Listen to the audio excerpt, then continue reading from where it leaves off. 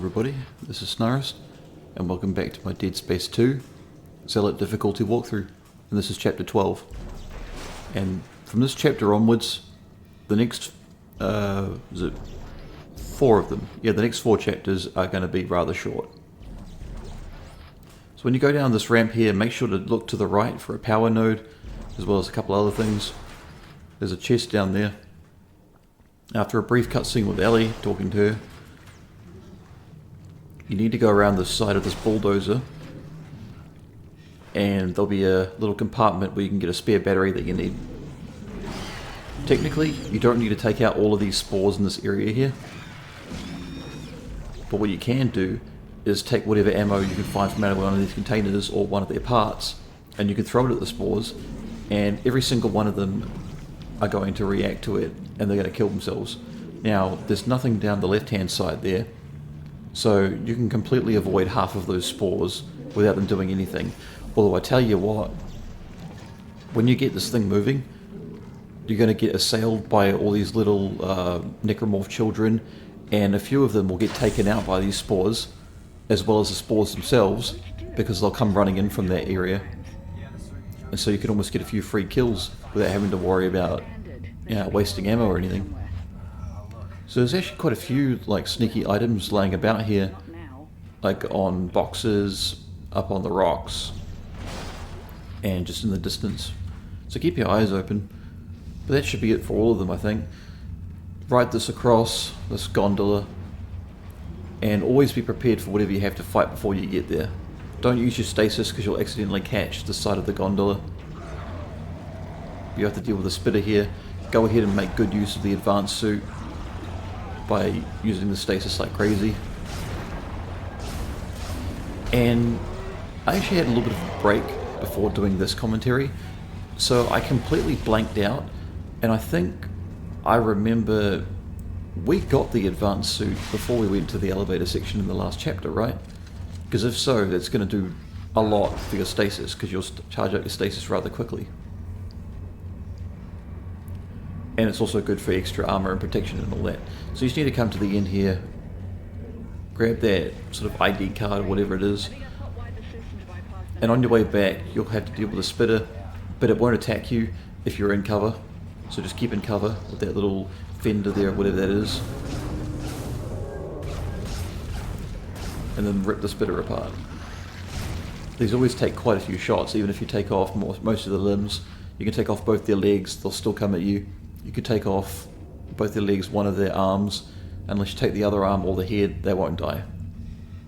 So they take quite a bit of punishment, unfortunately. So you just stick the nav card in there, go do some hot wiring, and then what you want to do is you want to head back to the ramp that led you up to that little bit of that little detour you took in order to get this nav card. Go back to the ramp area, and you'll need to keep an eye out for the little infected necromorph children.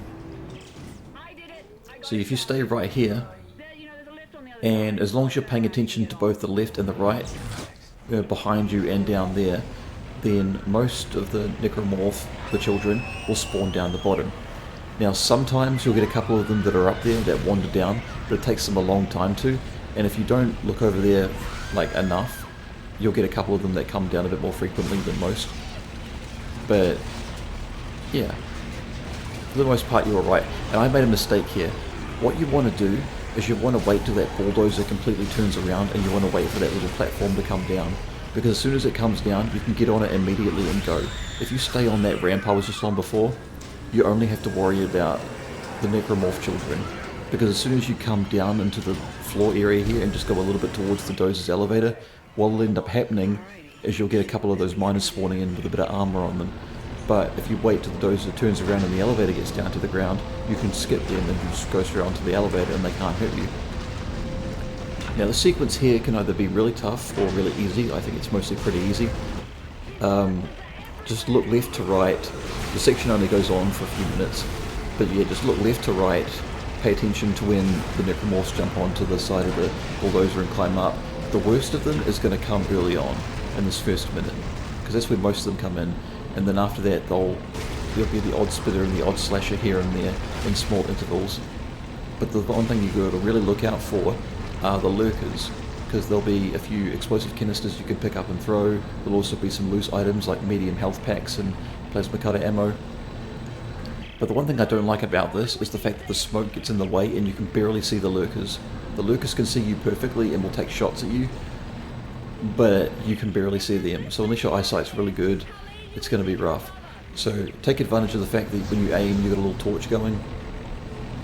Use that to take them out. And even if you just hit the lurkers a little bit, even if it doesn't kill them, even if you don't get a tentacle off, it's still enough to stagger them and they stop firing. Because sooner or later you're going to end up with about 3 or 4 of these lurkers on one rock taking shots at you, and it's kind of hard to cover all the bases. Sometimes shifting from left to right but barely moving anywhere is a good way to confuse the lurkers so you end up between their shots. That's a legitimate strategy and it works well, but don't get too obsessed with them, because as soon as you get to an area where there are lurkers, just take out a couple of them and look back and forth to make sure you're not going to get attacked from behind. If you don't trust that, then what you could do is just listen to when Ellie says something, because when Ellie starts saying more things, more necromorphs will spawn in on the side. It's a good way to tell. By the way, you can hit these necromorphs that are climbing up before they get on. You can kill them before. If you don't kill them before they get on, if you at least hit them enough times, by the time they get onto the deck of the bulldozer, like they'll lose just a couple of limbs automatically, or they'll fall down to the ground and like keel over and die. It's really weird cutting them off mid-animation like that, but it definitely works. And this will be the final stretch right here, just 1 more minute to go of holding out. You know, having a lot of ammo is the key to this, just in case you can't quite find the time to stomp the bodies, or the lurkers are getting in the way, or you're having a hard time with kinesis. In this final sequence here, you want to look to the far left and up the face of this little cliff here. Again, keep an eye out for the odd necromorph here and there that are climbing up. Keep an eye out for explosive canisters if you want. I don't bother too much with them honestly, but what you can do is make sure you've got tons of ammo.